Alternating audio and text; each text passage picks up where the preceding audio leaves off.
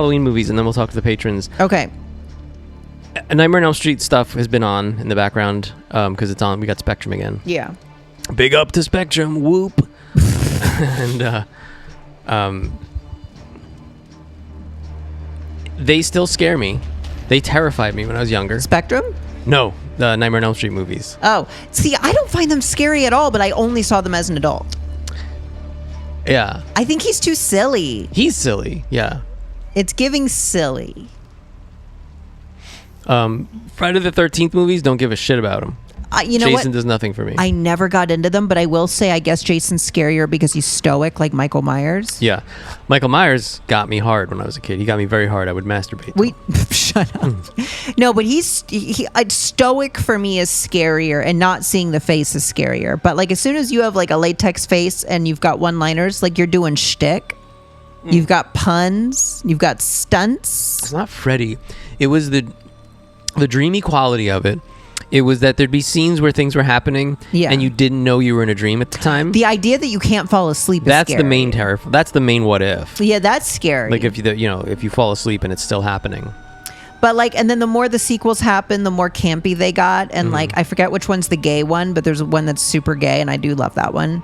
But also, I'm pretty sure when I was younger, I was never given the lesson that television and movie is not real. So, well, you were just experiencing it as if, because I remember experienced everything as if it was actually happening. The Toxic Avenger freaked you out as a kid because they run over a kid with a car. They run over a kid on a bike. That was like my first traumatic experience because it like freaked you out. I thought I watched a kid get his head destroyed. Right. Like actually, I was like, I don't even tell anybody. Isn't it funny? Then you grew up and like got to go to the trauma studio and like hang out with Lloyd for fucking 2 hours. I got to freaking sit on Lloyd's desk holding a giant latex piranha. Wait, like a Venus flytrap rubber dick.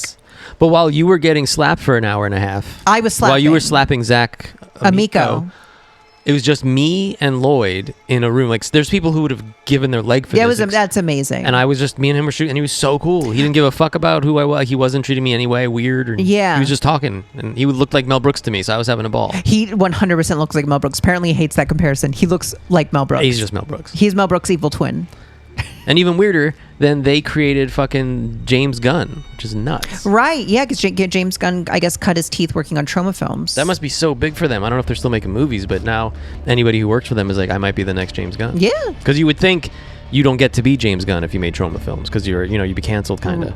Oh, right. Not canceled, but like... Weirdly enough, trauma films are so celebrated even now. I remember they did a screening of Sergeant Kabuki Man and a bunch of other stuff at the MoMA back when we lived in New York. And they had trauma at the MoMA. And they had like screenings and stuff. Like people celebrate the campiness. People love anybody that will like just stick to it. Just keep going. Yeah. Making Ed Wood, all that kind of stuff. Yeah. Yes, and for those of you who don't know, I have a 2-second cameo in Return to Nukem High Volume 2. Which we've never even seen, right? No, but I remember back when I was on social media and like people would type to me occasionally, they'd be like, bitch, did I just see Bailey in Return to Nukem High Volume 2? And I'm like, yay, I made the cut. I'm in it for like 2 seconds. I slapped Zach Amico. We had to reshoot it so many times because I couldn't do... hard. I couldn't... Well, for me, I'm supposed to do one solid through motion and slap him. Like a real Chris Rock slap. Like a real slap. And he was so adorable. He's like, literally, I'm getting slapped by Bailey J. I'm thrilled. Yeah, he's like... I'm turned on, dude. Yeah, he's hard. like, go, like, slap me as hard as you want. Like, he was saying that because he knew I kept stopping short unconsciously. Yeah. And so hopefully they got one. So good you slap finally in. hit him. I guess. I don't remember. I just remember them shooting it so many times that I was like, I'm not giving them what they want. I felt so bad. But because I'm like, sure, I can slap someone. I didn't know that I feel bad. Why are we listening to Dune? I don't know. It was in the mix of spooky sound things. No, thank you. Anyway, my shoe's untied, but